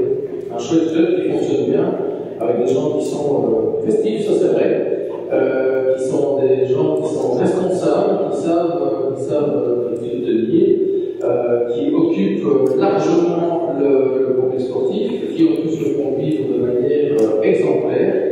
Et donc, oui, maintenant qu'il y a eu quelques débordements, je ne peux pas en discuter. C'est clair qu'il y a eu quelques débordements. Donc, j'attends, voilà, le courrier m'a été aussi adressé. Je pense que dans un premier temps, au niveau du collège, c'est en prendre acte. Deuxièmement, c'est faire passer l'information au niveau de la régie, qui essaie d'évaluer le site, d'une part, et deuxièmement, de le transférer aussi aux responsables du volet. Ça me paraît une chose évidente. C'est toute la difficulté, parce qu'il y a la vie du village au sens large, parce que je disais aussi, les gens estiment qu'ils sont dans une zone à caractère rural. Zone à caractère rural, c'est juste une détermination au point de vue urbanisme, c'est pas une détermination au point de vue des activités, parce que je sais que vous n'êtes pas les anciens fermiers dans la salle, les anciennes fêtes agricoles, c'était quand même aussi tout le temps et régulièrement et fréquent au niveau de nos villages. Donc oui, il faut juste trouver un juste milieu, j'entends bien, et nous n'allons certainement pas faire la sourdité par rapport à ça, on va juste essayer de trouver des solutions pour la prochaine. Il y a juste un élément sur lequel je ne peux pas être d'accord, c'est le problème de la diffusion d'informations. Est-ce que les responsables du volet ont bien fait un tout de boîte qui est distribué? Je j'ai dans n'interromps personne. Certainement pas. Les responsables du volet ont, comme on leur a demandé, prévu les bovins. Le seul truc sur lequel on pourrait peut-être avoir d'accord, c'est que peut-être ils n'ont pas été assez loin dans les personnes qui sont dures, qui devaient vérifier. Donc voilà, ça c'est une question. Je sais qu'il y a pas mal de gens qui ont reçu un petit flyer pour leur prévenir de ce qui allait se passer. Maintenant, j'ai quand même un petit. Comment je vais dire? Une petite remarque générale. Parce que des plaintes, j'en reçois de plus en plus concernant les fêtes de village, concernant ce genre de choses. Une petite histoire assez comique, parce qu'on écrit que ce sera mieux si je me dévoile, parce que ça me permettrait de suivre les fêtes de village. C'est assez gentil pour moi. Mais au niveau vraiment de la quiétude publique dans l'université, on est sur quelques jours par an. Je peux entendre qu'au niveau du complexe sportif, il y a une succession un peu rapprochée ces derniers temps, que ce soit au niveau du volley. Je crois qu'il y a eu aussi une festivité au niveau de l'allocation de la café, enfin l'ancienne cafétéria du foot, pour laquelle il y a eu aussi du bruit. C'est un anniversaire, c'est juste ça, c'est un anniversaire. Il y a eu de la soirée du volley, il y a eu la fête des avril, et il y a eu aussi la foire agricole et précédemment la fête de la musique. Donc j'entends bien qu'il y a une succession à un moment donné de difficultés. Mais au bout du compte, sur une année, sur 365 jours, ça ne fait quand même pas grand-chose. Et je peux comprendre que c'est embêtant. Vous savez, à titre personnel, quand on rentre pleine moisson, tard le soir, plutôt tôt le matin, et qu'on entend pour la fête de Lormizou, de Tilly, ou parfois de Bellerie, parce que parfois c'est marrant, parce que de Tilly j'entends rien, mais j'entends la fête de Bellerie, et je sais bien exactement ce qui passe comme musique, et que on rentre à 3h ou 4h du matin, on a fait le mot, c'est pas très agréable d'entendre ça le matin. Ça, faut pas l'énerver. Mais en même temps, c'est aussi ça la vie du village. Donc il faut juste, et je pense que nous serons tous d'accord là-dessus, il faut juste trouver le bon curseur et le bon endroit. Mais je pense que c'est important que les gens puissent avoir des activités bien agréables dans notre pays. Oui. Je ne suis pas contre les activités, on est même pour les activités. Alors, concernant le Petit Flyers, oui, c'est vrai, on a reçu un petit papier dans la boîte aux lettres, mais tout le monde a trouvé ça lundi dans son courrier.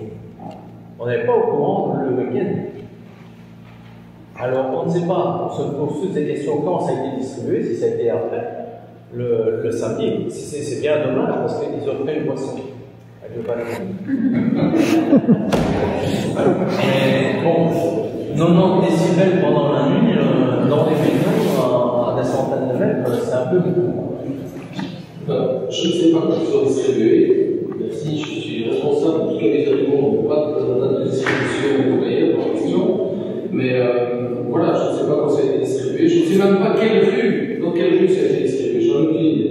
Mais il pourrait avoir une obligation de distribuer ça quelques jours avant. Ça devrait demander systématiquement que la population s'est demandé à toute une série de choses, toute une série d'activités et ou d'arrêtés de police, parce que quand une entreprise dit qu'elle doit bloquer une route, c'est à l'entreprise de travailler, de prévenir les gens. Ce n'est pas à la collectivité de payer pour des travaux privés ou des activités privées. Donc c'est à eux à prévenir et à prévenir suffisamment en avance.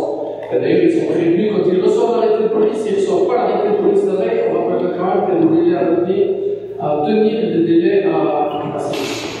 L'arrêté de police pourrait les obliger à faire une distribution de 5 jours à l'avance. Un arrêté de police, il faut qu'à partir du moment où on sait contrôler quelque chose. Ici, on ne se va même pas le distribuer parce que c'est le moment où vous l'avez trouvé. Donc, il a peut-être été distribué bien avant, on ne sait pas quand. Donc, c'est difficile à juger par rapport à ça.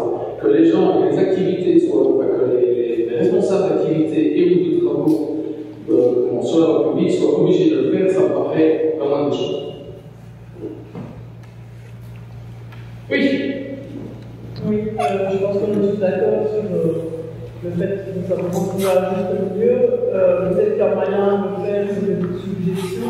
Est-ce que la ville ne pourrait pas encourager la création de la production de comités de quartier qui pourraient relayer ce genre de problématiques et éventuellement voilà, faire des suggestions, des propositions aussi. Il y a pas mal de communes que ça se fait, il y a des comités de quartier très actifs. Et donc, je pense que ça ferait quelque chose qui est intéressant en termes de participation pour les habitants et de pouvoir voilà, déposer toutes ces choses, échanger et éventuellement venir avec des propositions concrètes de la commune. Voilà, des comités de quartier, donc, et de participation citoyenne particulièrement intéressante, puisque en fait, la participation citoyenne naît d'abord en général sur le fait que les gens s'intéressent à l'environnement direct et à la réalité. Je peux l'entendre par rapport à une SBU ou par rapport à un club sportif, mais si un comité des faits n'est pas par définition un comité de quartier, ça sera difficile. Par définition, et donc à partir du moment où on fait des réunions de sécurité où il y a des entrevues, des représentants des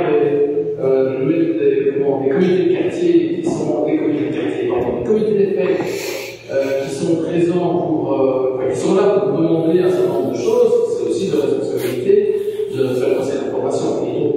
Je ne crois pas que vous serez mais ça va se retrouver. Alors avec un comité de quartier, quel qu'il soit, je ne fais pas de jugement, je ne vais pas faire de procès d'intention, mais il y en a certains pour lesquels, ce qu'on vous dit, ça va être éditoire, on ne va plus faire grand-chose. Et alors oui, ça, c'est clair qu'il est clair alors que les futures activités vont être quand même vachement compliquées. Mais il faut aussi rappeler qu'en fonction des arrêtés de police, c'est le bourgmestre, le collège, pour les conseils qui les prennent, nous les prenons. Et ça aussi, c'est prendre sa responsabilité. Ça aussi, c'est permettre à la vie du village de fonctionner et de pouvoir faire quelque chose. Donc, au bout du compte, les comités de quartier, en plus, il y en a certains qui sont dans le quartier, le comité de quartier du Culot est bien présent pour pouvoir aider la politique. Donc, il y a un certain nombre de choses pour lesquelles je pense que ça se fait de manière tout à fait naturelle. Mais, nous serons d'accord sur le fait qu'il faut mettre le curseur au bon endroit.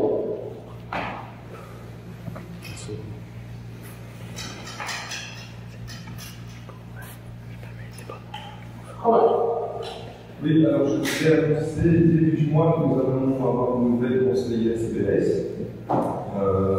Je suis en majorité des mois pour en parler. Je suis un peu surpris que ce ne soit pas encore là toujours, mais on a déjà vu ça. J'aimerais vraiment que ce soit toujours au prochain conseil communal, parce qu'en plus, je sais bien qu'il y a des problèmes de pendant le CPS. Je crois que les gens tout. Robin, au moment où je parle, nous n'avons reçu aucune notification pour dire minute. Je peux parler? Nous n'avons reçu aucune notification de la démission d'ancien. Il y a un document clairement à prévoir et à faire. Et je vais simplement rappeler que pour pouvoir désigner quelqu'un au conseil d'action sociale, il faut un acte de présentation fait par le groupe concerné.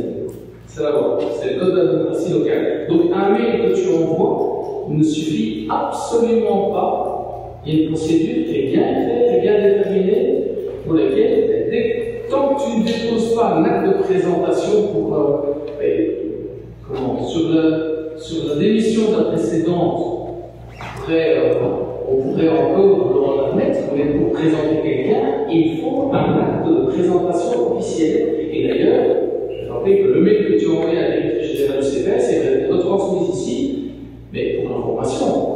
Aujourd'hui, lorsque nous avons, nous tous, installé le conseil d'action sociale à l'issue des élections de 2018, nous avons déposé un formulaire ad hoc avec un acte de présentation. Donc, le point sera au prochain conseil communal si tu déposes l'acte de présentation pour le groupe ensemble PS.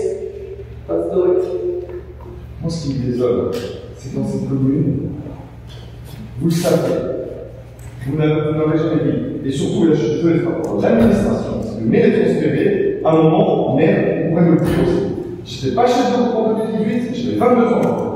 Je n'étais pas chef de groupe, moi je ne m'occupais pas de tout ça, je suis chef de groupe, on ne me dit rien. Tout ça, c'est pour faire des blocages. Et après, on n'a plus rien, on n'a plus mort rien. Ah, on n'a pas le droit parce que certains de nos conseillers ne viennent pas. Et je ne peux pas. Je ne peux pas. Je ne peux pas. Je dis juste qu'aujourd'hui, je n'ai pas d'acte de présentation. L'administration ne dispose pas d'un acte de présentation d'un candidat et même de la démission officielle. Parce que c'est quand même le conseil communal qui désigne les représentants au conseil d'action sociale. Sur un acte de présentation. C'est juste un principe que tu vois, on parle, on discute, on laisse notre conseil, tu veux les choses de vie, tu l'as. Tu vois. Et moi, la conseillère est partie, elle a déménagé tout, on l'a pas plus. Donc elle m'a même pas dit qu'elle a déménagé. On a couru il y a 15 jours, il y a 3 semaines. Je suis navré, mais ça, je suis désolé de ne pas l'avoir dit, ni écrit, ou quoi que ce soit, mais ça, c'est comme ça que ça s'est passé. Tu as dû, en tant que conseiller communal, même si tu n'étais pas chef de groupe, signer avec des présentations. C'est parfait. Ça, je peux comprendre, mais moi, je suis depuis 6 ans.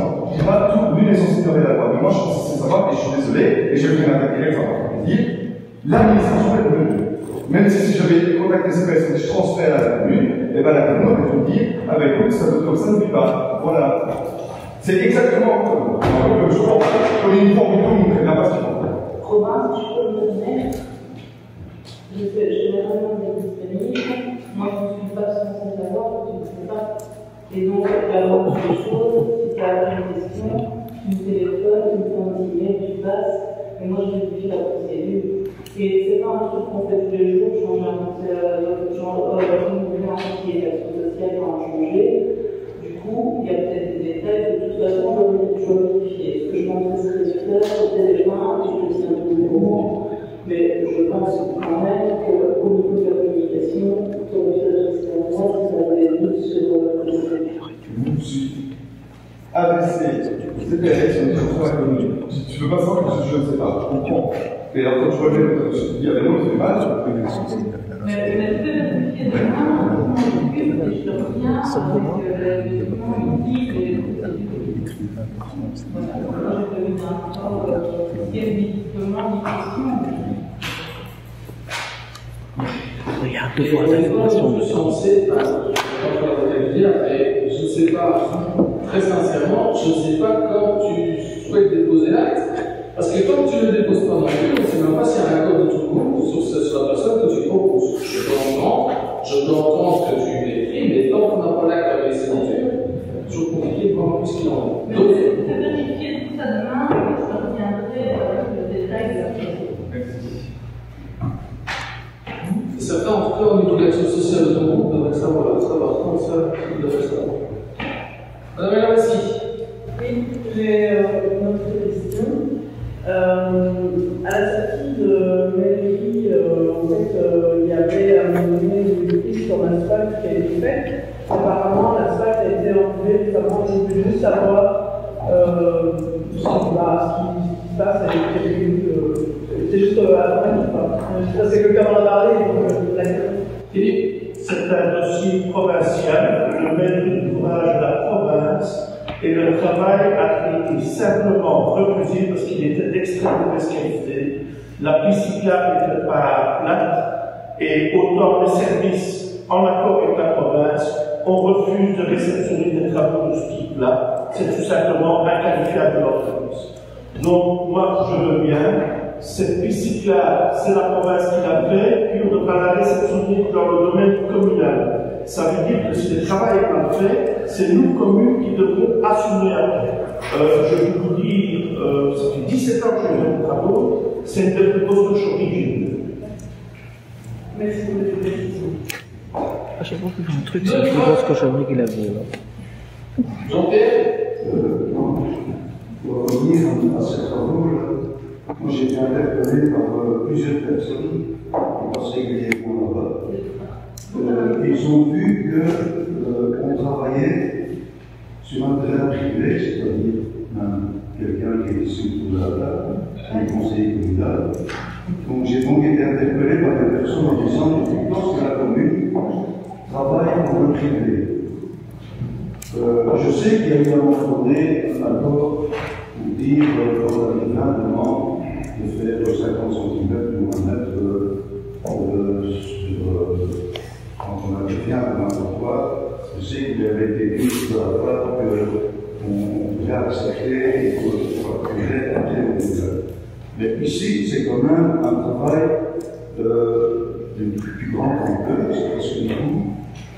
Et voilà, donc je nous interroge à ce sujet-là. En tout cas, moi, de mon temps, le procédé n'était pas comme ça. Quand on travaillait, quand quelqu'un demandait quelque chose, la première chose, il y avait une délibération pour la chose, c'est la première chose. La deuxième chose, et je sais s'il y avait des gens qui étaient un peu adversaires de travailler pour le privé, quand il y avait un accord du collège, une décision du collège, ils étaient obligés d'obtenir.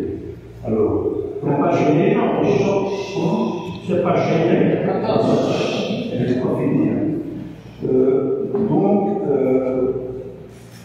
si le feu vert était donné par le collège et qu'il y avait une délibération, le surveillant de travaux s'empressait de faire un cahier de charge, de faire une proposition, et ça repassait au collège, le collège marquait son accord, et demandait l'accord au riverain, et puis le riverain indemnisait le travail. Ici, c'est quand même assez surprenant que ça a l'air d'être quand même un travail assez conséquent, parce que je crois que c'est même pas encore terminé, on y travaille toujours. Alors je me dis, qu'on fasse un petit travail, je ne suis pas contre, mais quand on commence à faire des travail d'une ampleur comme ça, et d'autant plus, vous avez au MR ce slogan de dire nous défendons les indépendants, et ainsi de suite. Moi je trouve que c'est quand même privé les plus indépendants de faire des travaux de genre, pour se le retirer dans la bouche. Voilà, donc si vous allez me répondre, je communiquerai aux personnes qui m'ont interrogé à ce sujet-là. Je peux répondre à votre part. Mais je vous répète que pour moi, il serait beaucoup plus logique, tant pour la paix ici, de la place, et pour la clarté, de prendre, comme c'est des travaux plus importants, de prendre une délibération au niveau du collège. Je suis allé voir là-bas. S'il y avait quoi que ce soit au niveau du collège, j'ai rien trouvé de mon côté. Alors, de manière très simple, chaque fois que l'on fait des trottoirs dans une voirie, tous les riverains ont l'opportunité de demander qu'on aille jusqu'à leur façade de cacher. C'est pas d'aujourd'hui, c'est pas d'hier. Et j'espère que ça va continuer parce que ça permet d'avoir une homogénéité et des choses beaucoup plus intéressantes et beaucoup plus belles que de faire un 50 et puis laisser les choses en l'état. 1. 2. Systématiquement, et tu peux trouver ça dans les délibérations du collège, il y a un prix unitaire au mètre carré qui est établi. C'est-à-dire que les travaux, à partir du moment où ils sont demandés au service travaux, ils se font, et dès que les travaux sont terminés, il y a un mesurage contradictoire qui est fait pour que, en présence des personnes, pour que les travaux soient, pour établir le nombre de mètres carrés, que donc la personne puisse savoir quel est le montant qu'il doit payer. Et dès que ce mesurage contradictoire est fait, à ce moment-là, le receveur, le directeur financier, envoie une facture. Et la facture, elle est donnée. Elle a toujours été donnée. Donc, c'est comme ça qu'on fait pour tout un chacun, on l'a toujours fait.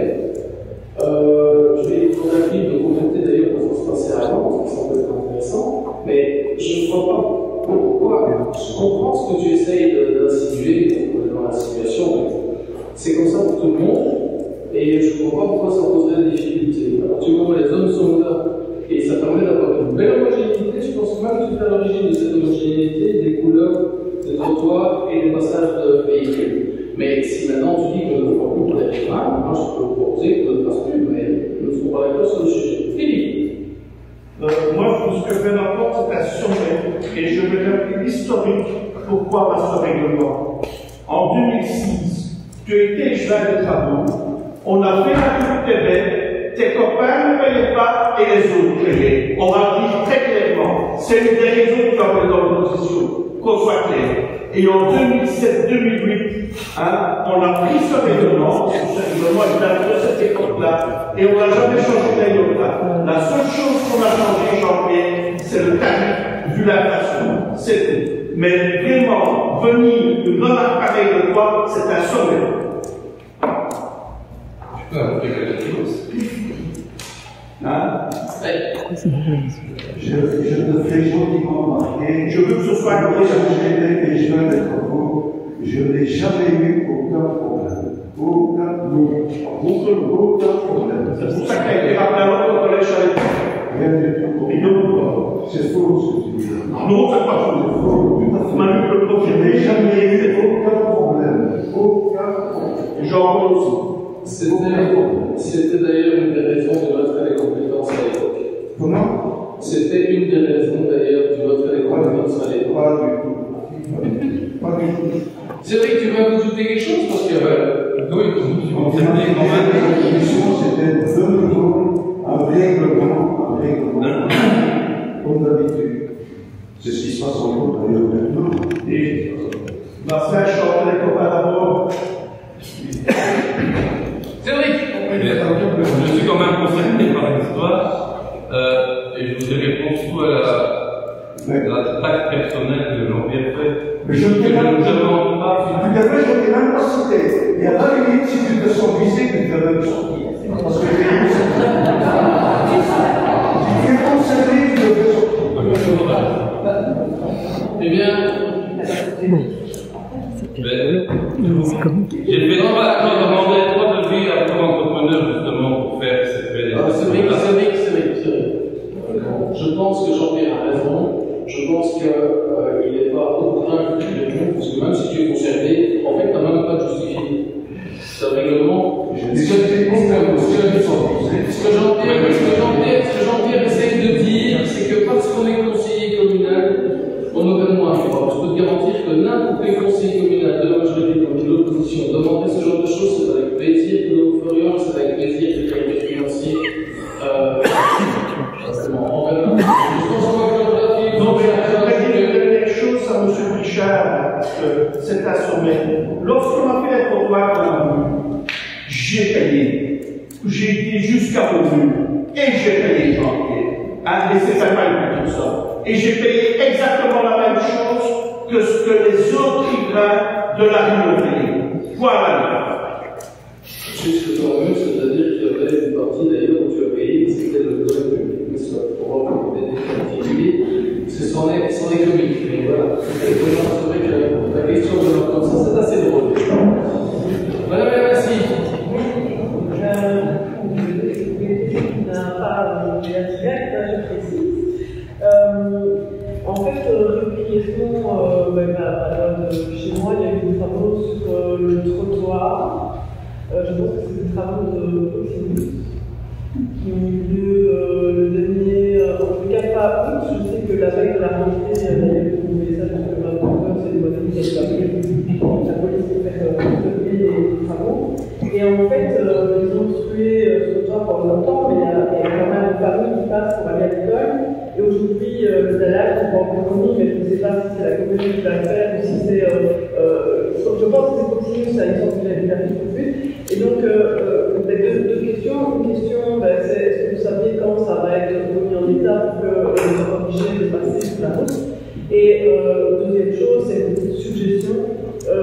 Il me semble que ce serait intéressant quand il y a des travaux sur le trottoir, aujourd'hui quand c'est un bac, j'ai vu avec le trottoir institué, de mettre dans les arrêtés de police et de vérifier que ce soit mis en place, qu'il y ait un passage sécurisé pour les piétons, donc soit une traversée ou bien que ce soit si c'est le long de la rue, mais sécurisé, parce que c'est vrai que c'est pas super chouette quand il y a un piéton, vous savez bien, les gens se rabattent, etc. parfois très vite, et donc quand on est avec des enfants et qu'on doit continuer à traverser entre les voitures, c'est un peu compliqué. Mais donc moi je parle de la restauration parce que c'est le cas ici, mais ça c'est étendu à toute la commune par exemple, faire ça. Donc, par rapport à ça, t'as parfaitement raison. Il faut savoir aussi comment ça fonctionne. Proximus, Pour le moment, j'ai une cabine à Saint-Denis près de l'école qui pose problème. On est en train de faire de très gros travaux et je me suis fâché chez Orez parce que la sécurisation des enfants n'était pas faite pour arriver à l'école. Donc, j'ai téléphoné carrément à un sous-directeur d'Orez et ça a bougé. Le problème est donc un impétrant, Proximus, Orez, Propriétaires, etc., pour des entrepreneurs de feuilles. Un entrepreneur, c'est toujours la même règle, je connais ça depuis des années, c'est faire le minimum et que ça passe au travers. C'est classique, c'est toujours comme ça. Donc, nos services vérifient. Pour le moment, j'ai eu le conducteur de chantier qui a donné sa mission et on en entend un nouveau. Donc, mon chef de service a quand même beaucoup sur le dos, je le reconnais. Et donc, on va voir. Par contre, lorsqu'on voit quelque chose qui ne va pas en cause, mettez-le sur Better Street. Better Street, on surveille tous les jours, plusieurs fois par jour. S'il y a quelque chose qui cloche, c'est 300 km dans la commune, on ne sait pas être partout en même temps, vous le mettez sur Better Street. Fabien, je ne vais pas citer son nom, mon service électrique, tout le monde le connaît, va voir directement avec le service ici et on prend en disposition. Parce que je pense que c'est cet outil-là qui est le plus rapide dans ce genre de problème. Merci beaucoup. Parce que si on téléphone, si je ne suis pas dans la commune, quand je vais, etc., c'est sur l'ordinateur, il regarde 3-4 fois par jour, dans les 2 ou 3 heures, il a plus de problème et il le voit. D'autres questions? Chaque fois je reviens avec des subsides à notre temps, je me demande ça. Comment ça se fait que les subsides ont été accordés au budget l'an passé et au CSS qui ne les ont pas reçus? Alors que, comme c'est dans le budget, ils sont censés les recevoir. Comme ça, l'ASB, pourquoi ils ne sont pas reçus alors que les autres ASB les ont reçus?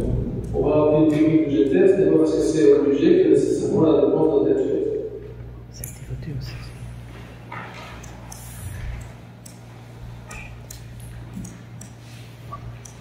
Oui. J'ai une autre question. Il y a quelques conseils communaux qu'on avait eu par M. Balta, la présentation du plan de l'économie sociale. Et j'avais demandé si c'était possible de revenir avec une mise en relation des actions et des objectifs. En fait, de voir si les actions répondaient aux objectifs du plan de l'économie sociale. Et on n'a pas encore eu l'occasion d'avoir ça. Et donc, ma question, je refais ma demande de voir si c'est possible d'abandonner que les actions soient bien mises en relation avec les objectifs pour voir si le plan est mis en œuvre de manière simplement s'exprimer. Donc voilà, c'était une demande que j'avais faite. Si vous vous rappelez, il y avait une explication de chaque action et j'avais demandé si ça c'était possible. On va rappeler la demande de service et la réponse sera bien évidemment donnée.